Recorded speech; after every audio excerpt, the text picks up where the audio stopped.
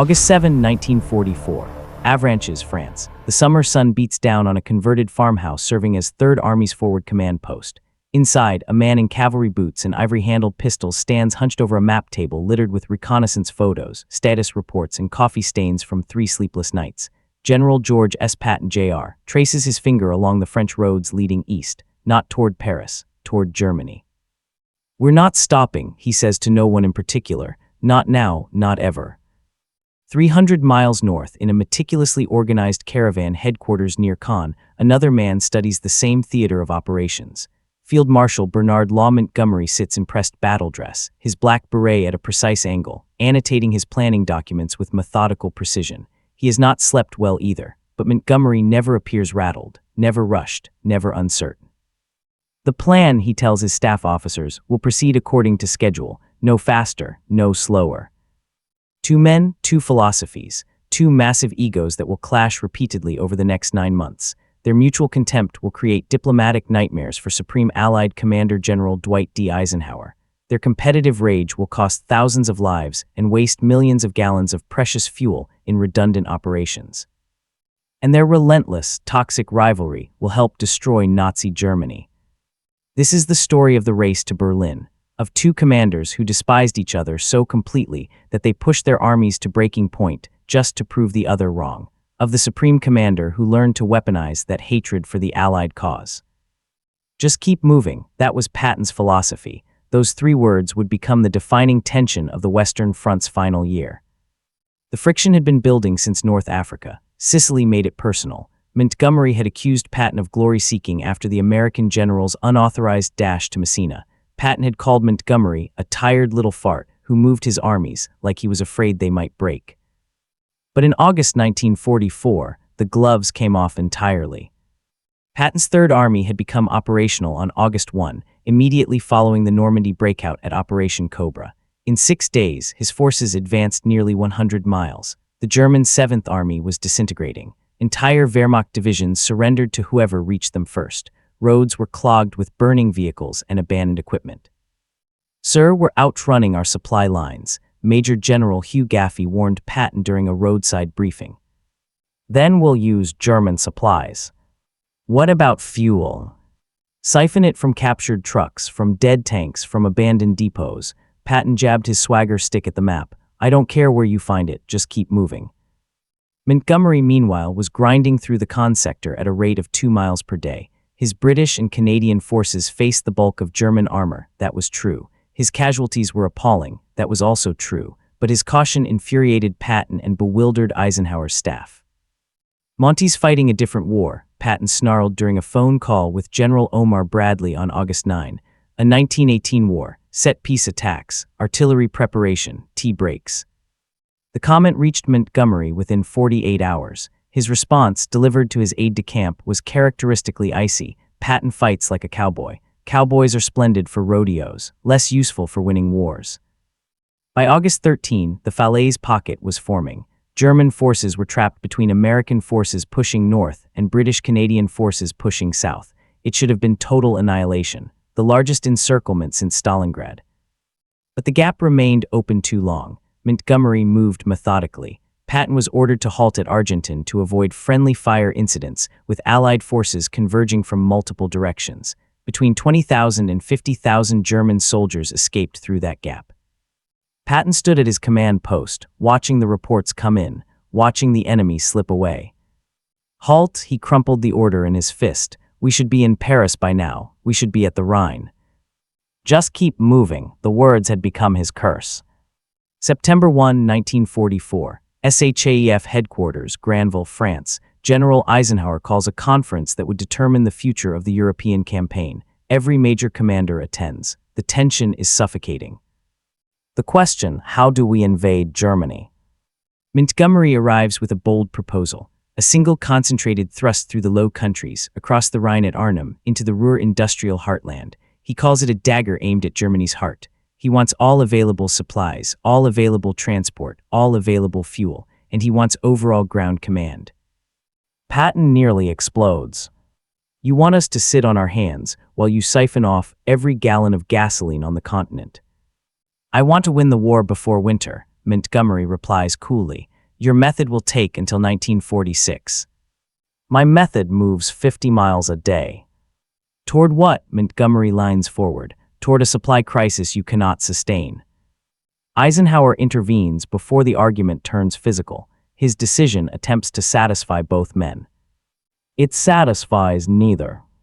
Montgomery receives priority for Operation Market Garden, the largest airborne assault in history, designed to capture key bridges across the Netherlands.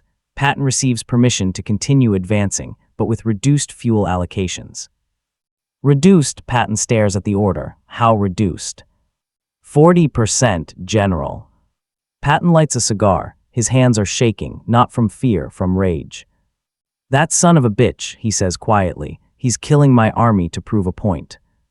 September 3, September 4, September 5. The Third Army advances slow to a crawl, not from German resistance, but from lack of fuel. Tanks sit idle on roadsides. Armored columns stretch for miles waiting for supply convoys that never arrive. Soldiers trade cigarettes for gasoline. Patton calls Bradley 17 times in 4 days, demanding his fuel allocation restored. George, the decision's been made. The decision is insane. We're 100 miles from the Rhine. There are gaps in the German line you could drive a parade through. Montgomery has priority. Montgomery has his head up his. George. Silence on the line, then Patton's voice, low and dangerous. When this is over, Brad, when we're burying our boys next to the Siegfried line because we stopped when we should have run, remember this conversation. September 17, 1944. The skies over Holland darken with aircraft. Operation Market Garden begins with 34,600 Allied paratroopers dropping behind German lines. The objective: capture the bridges at Eindhoven, Nijmegen, and Arnhem. Create a corridor for British XXX Corps to drive across the Rhine. End the war by Christmas. Montgomery stakes his reputation on this single, audacious gamble. Patton watches the reports come in from his fuel-starved headquarters at Nancy. For the first day, he says nothing. By the third day, the picture is clear. The Eindhoven Bridge is captured. The Nijmegen Bridge falls after savage fighting, but Arnhem, the critical bridge, the bridge too far, remains in German hands. British 1st Airborne Division is surrounded, cut off, dying by the hour. Monty's boys are getting chewed up, Major General Manton Eddy informs Patton. I know. We could nothing. Patton's voice carries no satisfaction, only bitterness. We're sitting here with empty tanks while the greatest opportunity of the war slips away, not just his opportunity, ours.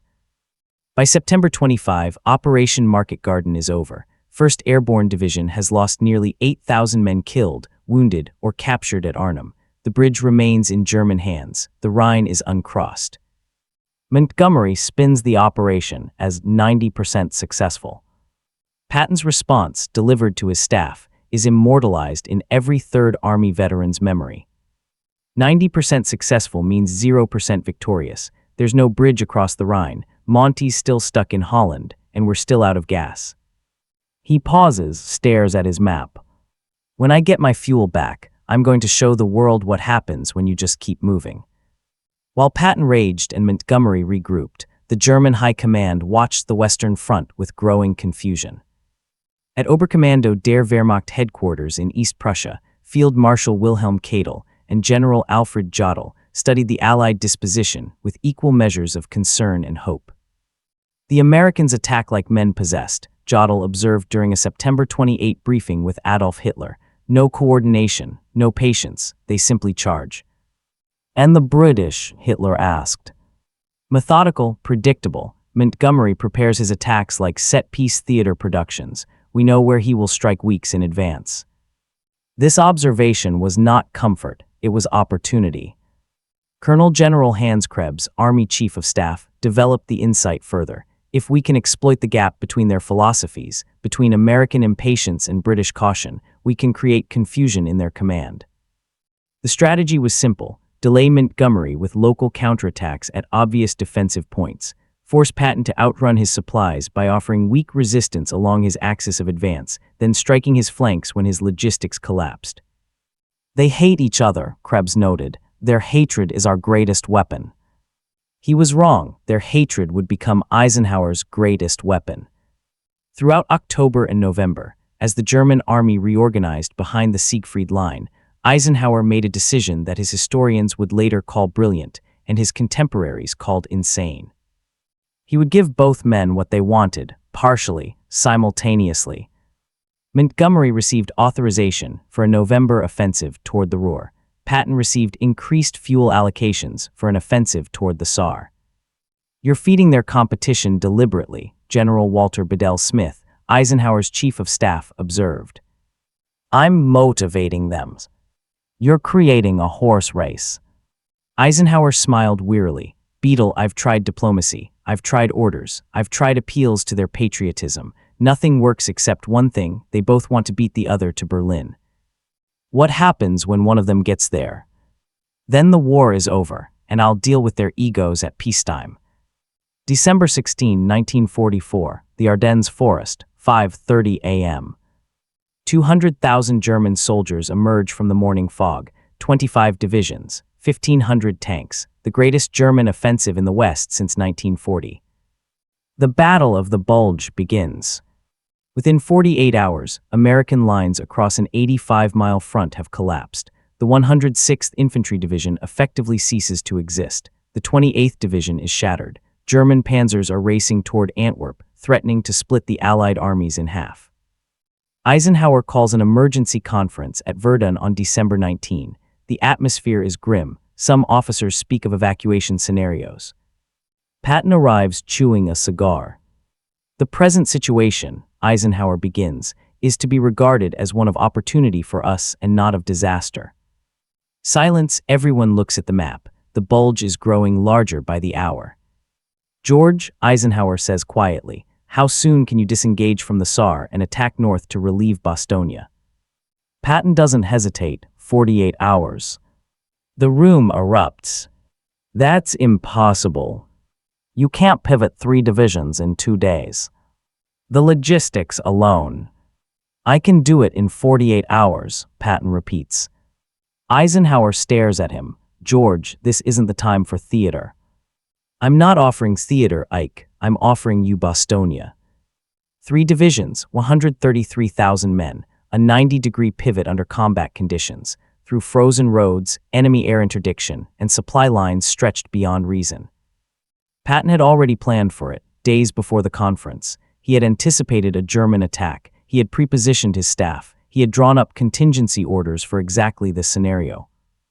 "Just keep moving, even when the enemy thought you were committed elsewhere."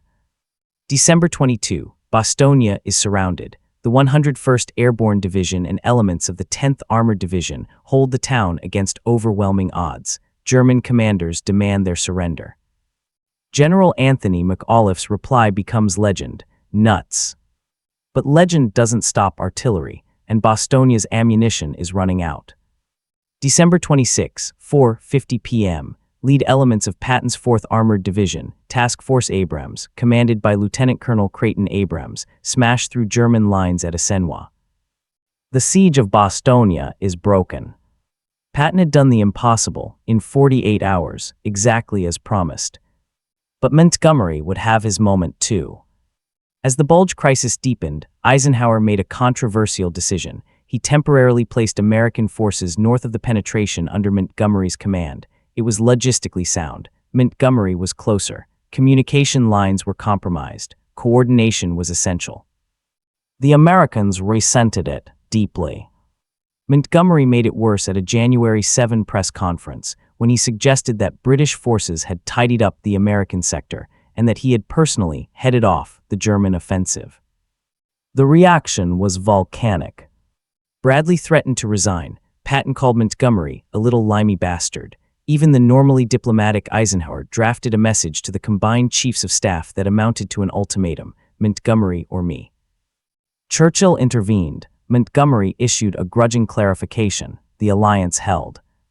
But the rivalry had reached a new temperature, and both men channeled that fury into the final push. February 1945, the Allies prepare to cross the Rhine. Montgomery plans Operation Plunder with characteristic thoroughness: 30 divisions, thousands of artillery pieces, elaborate deception operations, airborne drops, naval assault craft, smoke screens. The crossing would take place on March 24, not a day earlier. Patton cannot stomach the thought of Montgomery crossing first.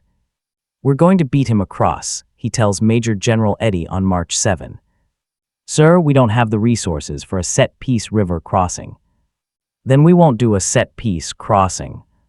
That same day, the 9th Armored Division discovers something remarkable. The Ludendorff Bridge at Remagen is intact. German engineers have failed to destroy it. American soldiers charge across under fire. The Western Allies are over the Rhine. Eisenhower rushes reinforcements. Within days, 5 divisions are across. But Remagen is in Bradley's sector, not Patton's. Patton is furious. He will not be denied his own crossing. March 22, night falls over the Rhine at Oppenheim. Patton has assembled assault boats in secret. No artillery preparation, no elaborate plan, just infantry paddling across a 900-foot-wide river in darkness.